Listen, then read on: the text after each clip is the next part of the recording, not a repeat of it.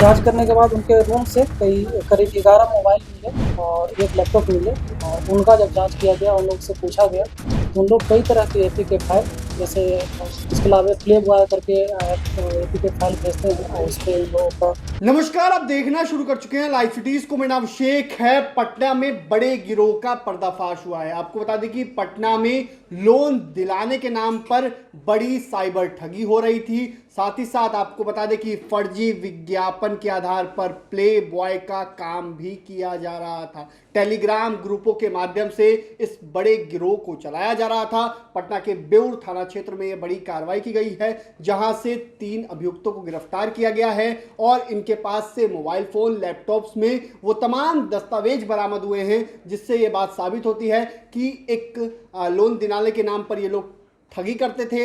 APK file भेजी जाती थी और साइबर ठगी की जाती थी। तो पूरे मामले को लेकर जो साइबर डीएसपी है, उन्होंने क्या कुछ बताया है, पहले आपको सुनिए। देखिए, जिस तरह से साइबर अपराध में वृद्धि हो रही है, उसको देखते हुए लगातार साइबर अपराधियों और अपराध की भी छापेमारी की जा रही है।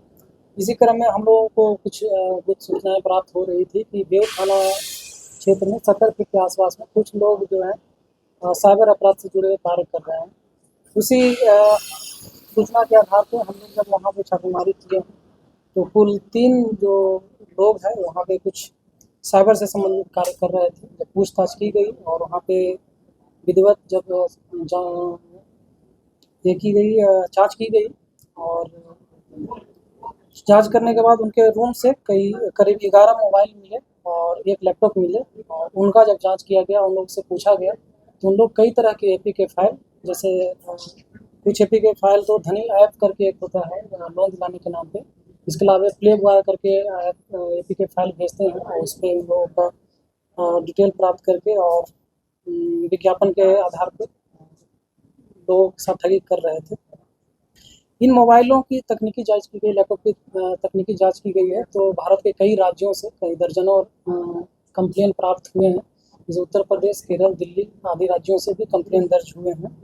और जो गिरफ्तार हुए हैं व्यक्ति 3 हैं और उनका नाम क्रमशः है विक्की कुमार, इनका घर है नवादा में। शुभम राज, ये भी नवादा के हैं। गुलशन कुमार, ये भी नवादा के हैं। तीनों करीब एक फ्लैट में रह करके करीब वो उस फ्लैट में 4 महीने से वहाँ पे रह रहे थे और इससे पहले भी कई दूसरी जगह रहते थे, वहाँ भी काम करते थे साइबर अपराध से जुड़े हुए।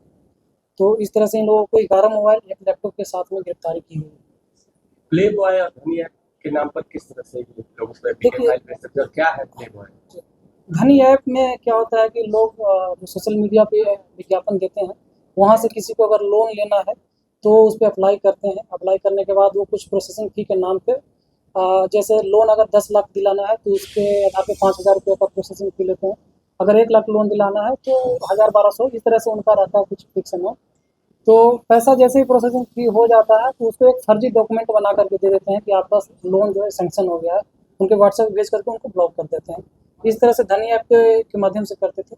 प्ले बॉय में इन लोग एपीके बना करके और कुछ लोगों को विज्ञापन के माध्यम से ही कुछ लोगों को कि अगर प्ले बॉय के रूप में जॉब करना है और ये इसमें काम करना है तो उनका सारा डिटेल मंगवाते हैं और जॉब दिलाने के नाम पे, प्ले बॉय के नाम पे, काम करने के नाम पे उनसे भी कुछ पैसे की ठगी करते हैं और उसके बाद उनका नंबर ब्लॉक करके छोड़ देते हैं। सब कितने लाख? देखिए, अभी तो कुल ये नहीं किया गया है, एग्जैक्ट नहीं बता सकते। हम बता रहे हैं कि दर्जनों मामले दर्ज हैं, तो उनको देखने के बाद ही, सारे कैलकुलेशन करने के बाद ही ये कब से लोग करते हैं? अभी जहाँ से गिरफ्तारी हुई वहाँ पे तो 4 महीने से रेंट पे रह रहे थे। इसके पुराने इतिहास के बारे में भी हम लोग जानकारी इकट्ठा कर रहे हैं। गिरफ्तार सभी अभी देखिए, एक तो इंटर पास है और 2 ने ग्रेजुएशन किया हुआ है। सर भीम ऐप का क्या है कि जो एपीके फाइल होता है, जैसे ही आप डाउनलोड करते हैं तो वो प्रोग्राम रहता है। जैसे ही आप डाउनलोड करते हैं उसके बाद कुछ छोटे अमाउंट को पेमेंट करने के लिए वो बोलते हैं। तो जैसे आप एपीके डाउनलोड किए, इन्फॉर्मेशन सारा उसमें आप दिए, आपको छोटा अमाउंट 2 रुपया 10 रुपया अमाउंट यूपीआई के माध्यम से पेमेंट करवाते हैं। जैसे आप पेमेंट करते हैं तो आप अपना पासवर्ड उसमें डालते हैं। चूँकि एपीके डाउनलोड आप कर चुके हैं तो आपका रिमोट एक्सेस किसी और के पास चल रहा है। पासवर्ड आप जैसे ही डालते हैं तो आपका यूपीआई का पासवर्ड उनके पास चला जाता है। और कई सारे ऐसे फर्जी टाइप के ऐप हैं जिसके माध्यम से आपका यूपीआई, चूँकि मोबाइल नंबर उसके पास है और कॉल फॉरवर्डिंग उसका चला गया है, मैसेज फॉरवर्डिंग भी उसके पास है, रिमोट एक्सेस आपके मोबाइल का उसके पास है। तो आपका एक फर्जी यूपीआई बना लेते हैं और आपके अकाउंट से सारे पैसे, आप जितने भी यूपीआई में होते हैं वो सारे पैसे भी निकासी कर लेते हैं। अकाउंट कौन सा यूज? देखिए अकाउंट इन लोग जो पेमेंट कराते हैं किसी जो एक सप्लायर होता है अकाउंट का, ये लोग काम फ़ोन करके और लोगों को फंसाने का काम करते थे। इसके एक और ले रहा था जो अकाउंट सप्लाई करता है, तो उन अकाउंटों में पैसा जाता है और उनको फिर एक पैसा पेमेंट के रूप में, कमीशन के रूप में और पेमेंट करते हैं। तो पेमेंट करने का कई तरीका होता है। एक तो वाउचर के रूप में इनको पेमेंट कर देते हैं और ये कुछ शॉपिंग कर लें कहीं अमेजन से या फ्लिपकार्ट से, किसी भी प्लेटफॉर्म से, या फिर मार्केट में जा कर के, आपको मॉल वगैरह में जा कर के वाउचर के माध्यम से ये पेमेंट कर देते हैं। और कई बार क्या होता है, देखिए कुछ जैसे आम जन आते हैं हमसे मिलने के लिए आते हैं, तो इस बीच में कई सारी सूचनाएं भी देते हैं। तो सूचनाएं हमें प्राप्त हो रही थी कुछ दिनों से।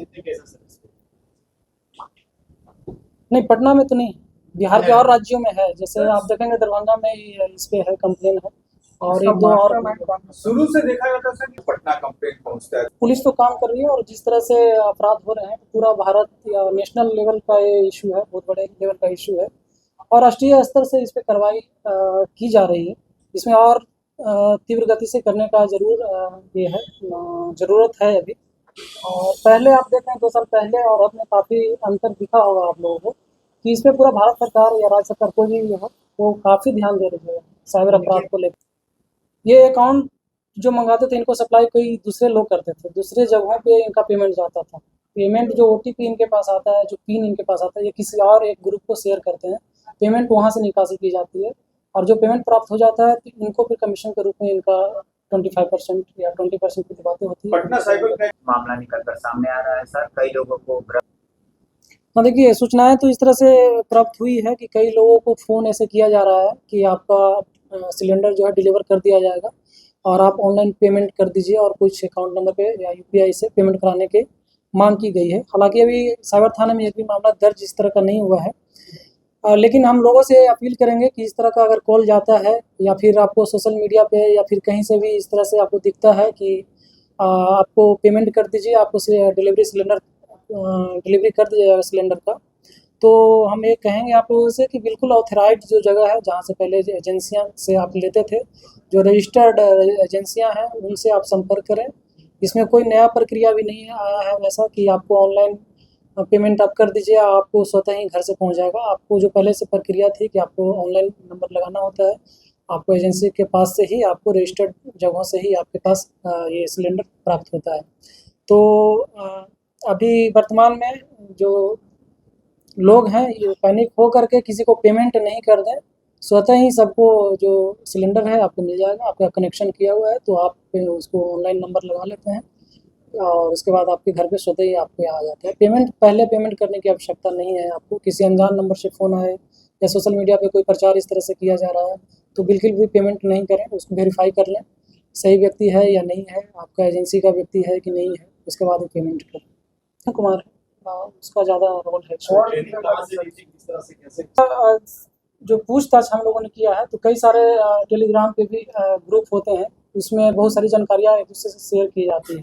तो उन सब ग्रुपों के बारे में भी जो किस तरह से काम होता है, ट्रेनिंग की बात है तो ऑनलाइन कई सारे सूचनाएं का आदान प्रदान होना या फिर जानकारियाँ नए नए तरीकों के बारे में कैसे अपराध करना है, उनकी जानकारियाँ कई सारे टेलीग्राम पे ऐप हैं जिन पे हम लोग भी ध्यान रखे हैं और उस पर कार्रवाई की जाएगी। पटना तो आपने सुना कि क्या कुछ बताया, किस तरीके से ठगी का खेल चलता था, तमाम चीज़ों के बारे में जानकारी दी है, किस तरीके से ये पूरा गिरोह काम करता था और बड़े पैमाने पर इस गिरोह के द्वारा ऐसा किया जा रहा था जिसका खुलासा पटना पुलिस ने किया है, पटना साइबर पुलिस की ओर से किया गया है। तो बने रहिए लाइव सिटीज़ के साथ, हमारे यूट्यूब चैनल को सब्सक्राइब करिए, पेज को लाइक करिए। धन्यवाद।